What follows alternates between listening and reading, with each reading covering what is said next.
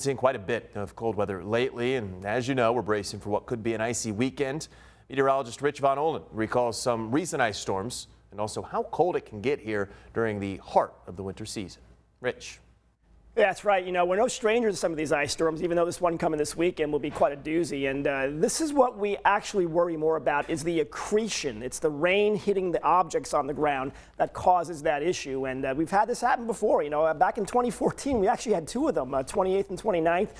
In February, and then we had another one the year after, February 2015. So this one back in 2014, late January. This wasn't a catastrophic one, but you can see what things look like. You get the icicles and some of the, the accretion on the surfaces, also the roadways. The one we had in 2014, though, that had a lot of ice. Reports of high as 1.5 inches there across the PD inland areas. You could see when it accretes on the trees.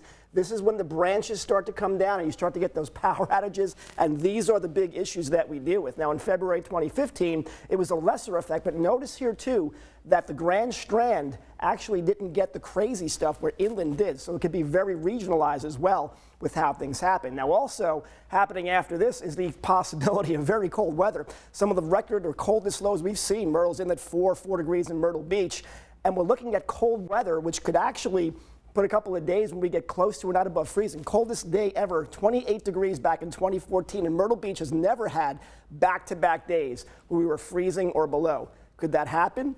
Unlikely, but it's a pretty cold pattern we're in right now. Be safe.